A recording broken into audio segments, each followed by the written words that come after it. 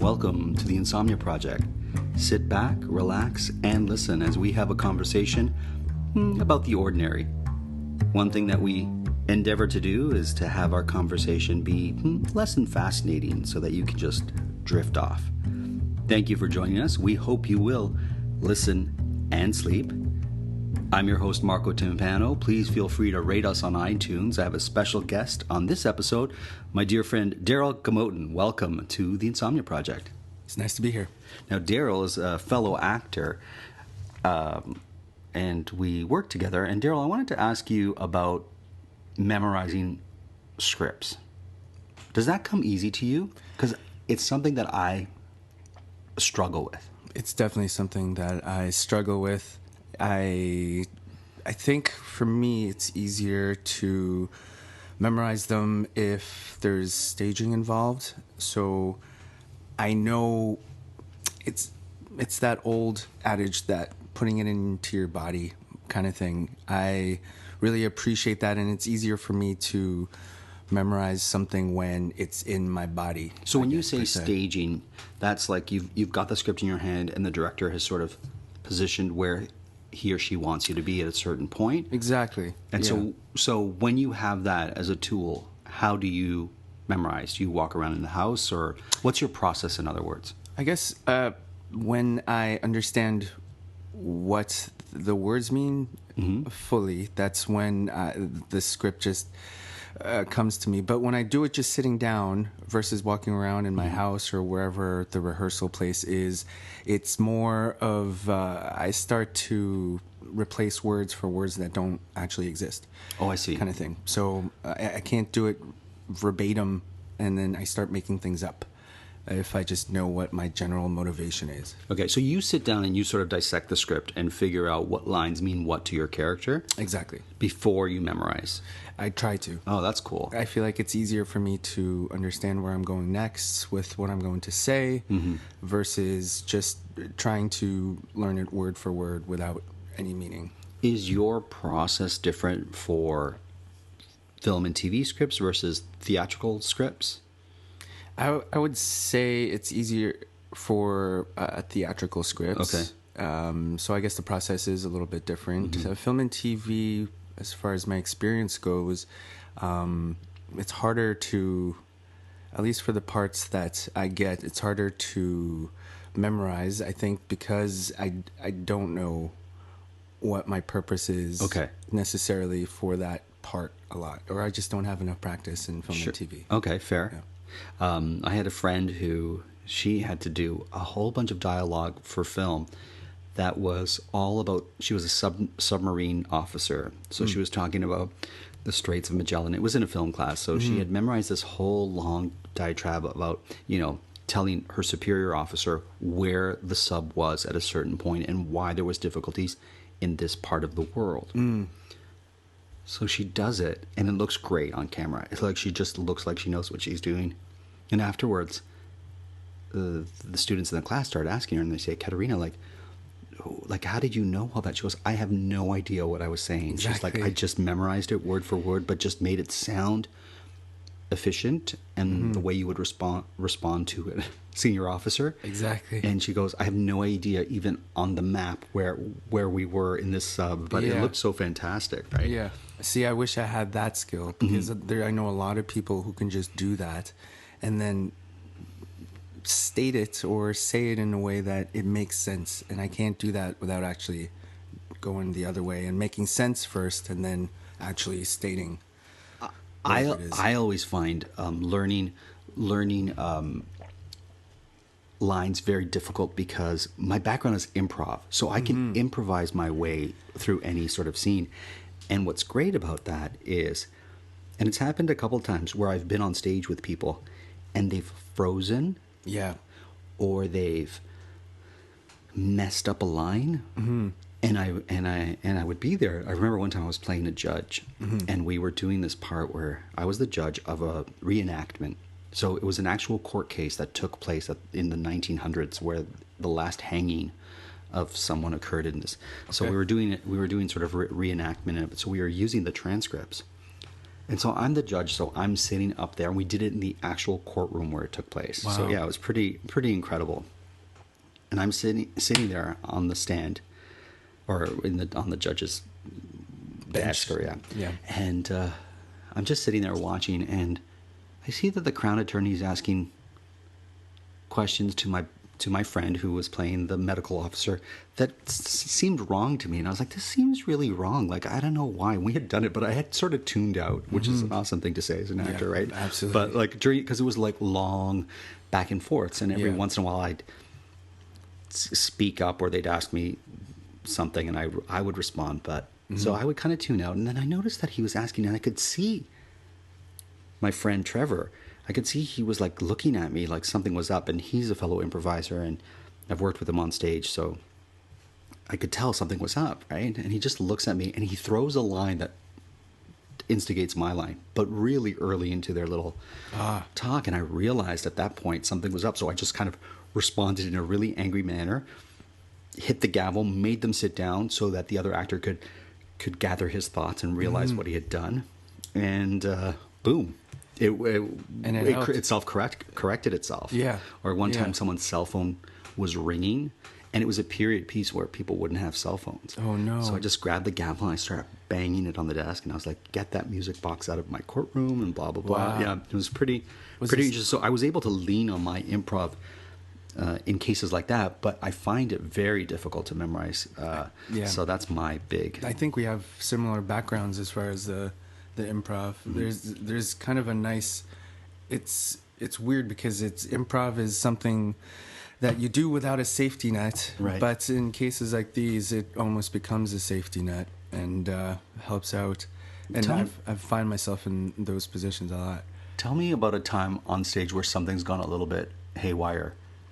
I think there's only been a couple of cases, and it's usually been my fault. Oh, and it's like either being it's probably only twice that I can absolutely remember, and then it looked like the other actor's fault. Wow, that's great acting on your part. Great acting on my part, absolutely. But it was one of them was I was in at 12th Night. Oh yeah, in Mississauga somewhere. I was Sebastian. And it was the point in the play where they're introducing me, and who I really was, and I didn't show up. So the actor that was introducing me had to go and find me, quote unquote, and then, but like actually find me. And I was in the back listening to one of the kings who was telling a joke. Oh, I see. And he was just telling this joke, and I missed my cue. Right. And it's one of those things that I've really missed out as far as the messing up on stage kind of thing. But haywire, I think it only happens in an actual improv set, and and usually it's fun. Yeah, everything goes in improv pretty much. Great. Yeah, you invite it. Yeah. How is it learning Shakespearean dialogue?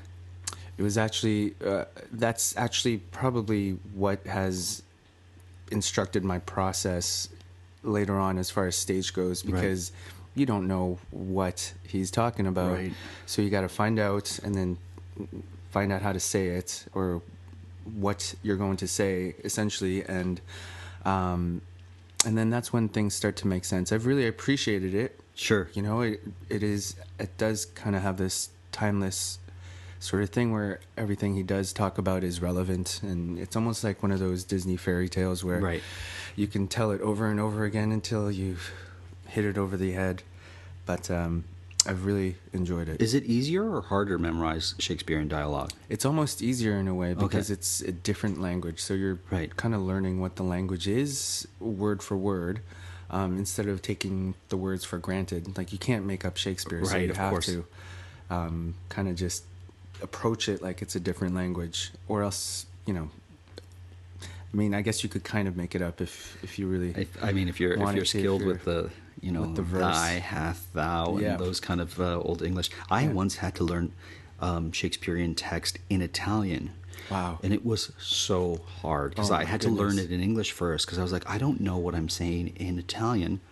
I mean, I speak Italian, but I was speaking Shakespearean Italian. Yeah. It was in a sort of poetic speak that didn't immediately make sense to me, and so I had to learn I learned the English translation of the Shakespearean text. Then I learned the English text, and then I learned the Italian, so it would make it easier. So I kind of learned it in three different forms. And I did not get the part. Oh, it was horrific. But do you remember any of it at all? No, Okay. It was King Lear. It wasn't for King Lear. I can't even remember the part, but it was a meaty part, and it was for film. So they were going to film all the actors speaking different languages. So interesting. Yeah, it sounded fascinating. It's one of those things that could go either really well or terribly wrong. I imagine it might be the I'm going to say, latter because I wasn't ways. in it, I don't know. It's going to be terribly wrong. Absolutely. Yeah. I wanted to talk to you about basketball, because you were in a show that I saw, right, where I thought you were brilliant. Thank you. And it was called The Basketball Diaries. No, it was not. It was called Me and My Basketball. It was called Monday Nights. Monday Nights.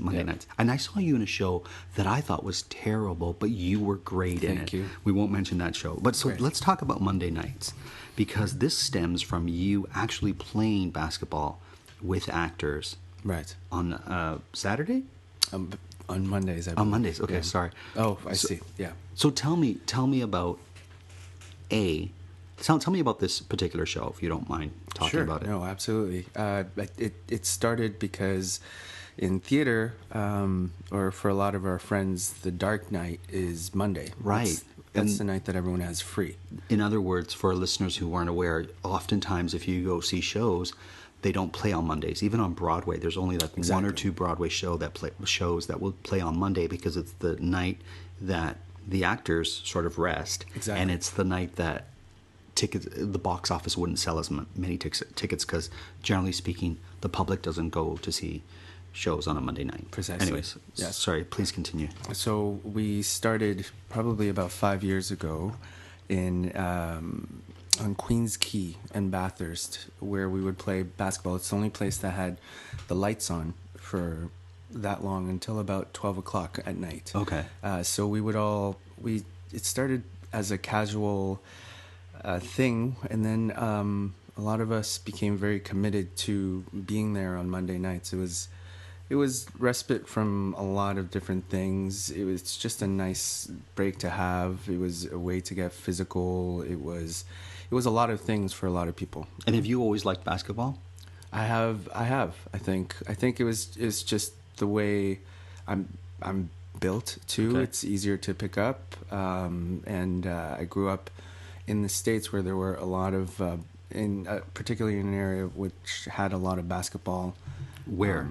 Courts. It was in Jersey. Oh, so you're originally from Jersey. Originally from So Jersey. shout City. out to all our Jersey listeners. Shout out to our Jersey listeners, and the basketball courts over there. How are they? As far as basketball goes? Yeah. I'd learned an aggressive form of basketball from the start, I think. I remember the first time I played with another girl. Okay. It was probably in 4th grade. She checked me against the fence. And awesome. I was like, this is how we play basketball, is what I learned early on. So did you take this American style of basketball and bring it to Canada with you? I think it kind of tempered once I got into Canada. Okay. And also, once you learn more about basketball, it's easier to not be so aggressive if you're not. I mean, the way the game is played, it's very similar to soccer. If you understand different patterns, where you should be, it becomes less aggressive. So are you a good soccer player too? I did play a bit of soccer. Oh, look at you. I did. We live in a culture obsessed with dieting, weight loss, and exercise. And that can make eating disorder behaviors easy to miss. But the reality is, eating disorders are serious mental illnesses that take a major toll on your health and your life. But recovery is possible. Eating disorders are more common than you might think. Chances are you know someone who is struggling with one. Or maybe you're struggling yourself. If you're concerned about an eating disorder in yourself or a loved one, I want to introduce you to Equip. Equip is a fully virtual, evidence-based eating disorder treatment program that helps patients achieve lasting recovery at home. Every Equip patient is matched with a multidisciplinary care team that includes a therapist, dietitian, medical provider, and mentors. And you get a personalized treatment plan that's tailored to your unique goals and challenges. Equip treats patients of all ages and all eating disorder diagnoses. It's covered by insurance, and there's no wait list. If you think that you or a loved one could be struggling with an eating disorder, don't wait to get help. Visit equip.health to learn more. That's equip.health. Having the right people in your corner for life's biggest milestones makes all the difference. Like a friend who's there when you're house hunting or checking out a new ride, State Farm is there too, helping you choose the coverage you need.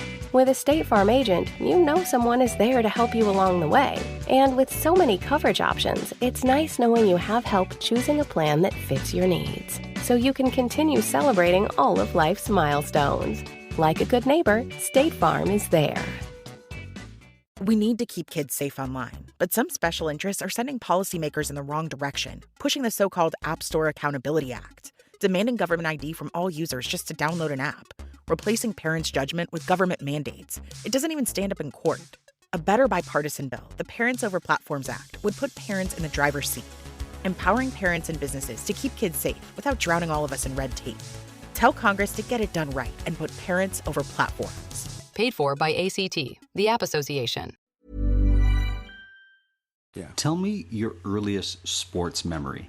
My earliest sports memory, the earliest, I learned how to ride a bike when I was 4. I remember that. And essentially, we were in a gated compound, and this was in the Philippines. And they took off my training wheels and they said, go. Okay. So I fell a lot, but I remember just doing it in a day, like figuring it out by myself in a day. And then after that, my uncle built a tiny little basketball rim, and that's probably the earliest memory. Oh, wow. Yeah. And was that in the Philippines? Or was in the Philippines. Okay, so you started really early. Yeah, that's I think awesome. Just to keep me busy, and they knew that I had all this energy, I guess, and I didn't like to talk much as a kid, so they just threw me out there. What's your favorite basketball moment? Favorite basketball moment? Yeah. I think it involves my family, probably. Watching Hakeem Olajuwon win his second title.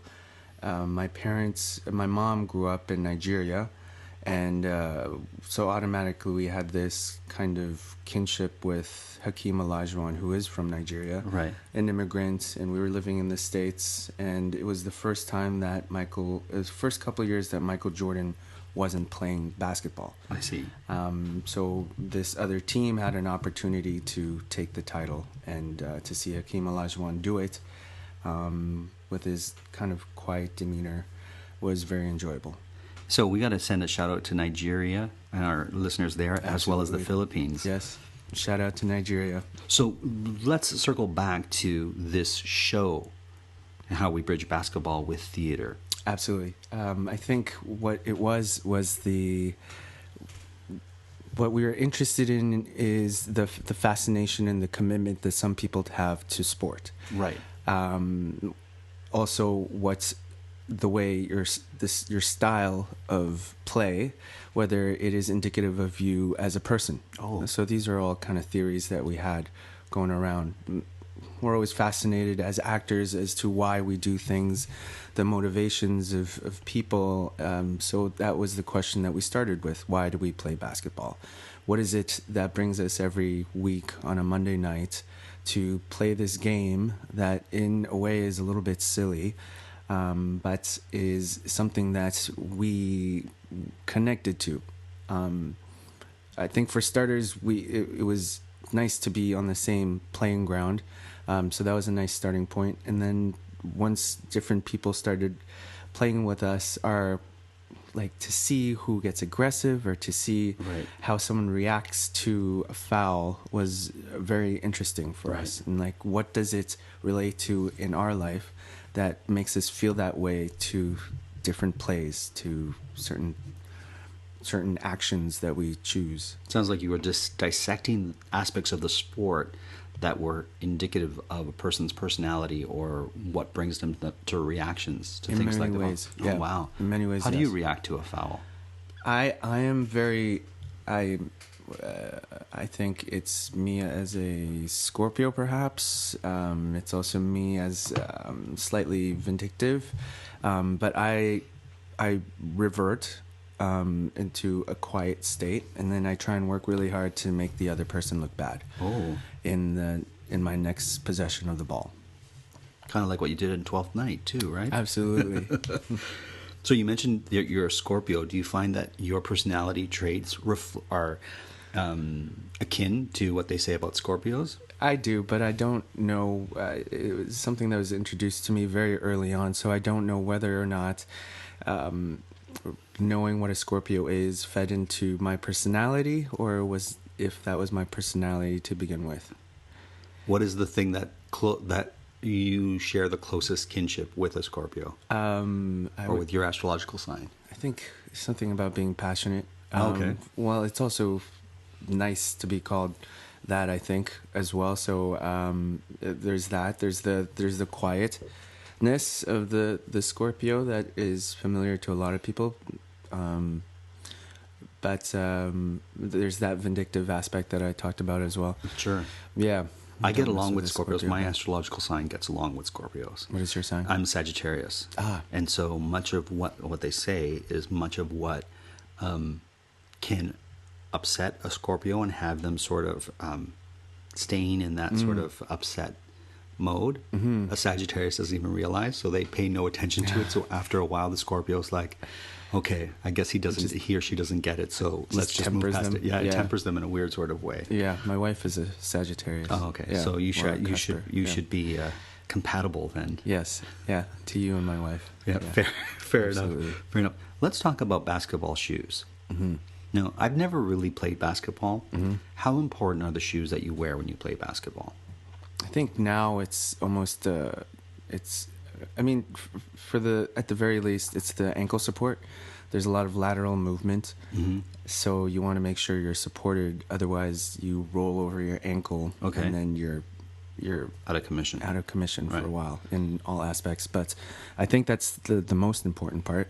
Other than that, at this point, with the very expensive shoes, it's more of a confidence thing. Walk me through what you look for in a shoe for your sports, for your athletic.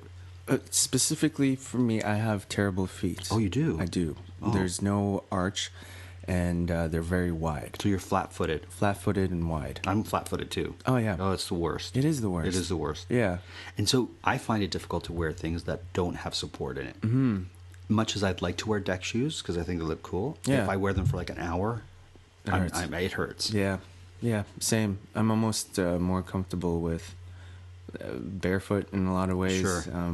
Which you can't do for basketball. Right. But for just in shoes in general, as long as they're wide enough, I'm okay. Is essentially all I'm looking for. Okay, so you're looking for a shoe that fits you in width.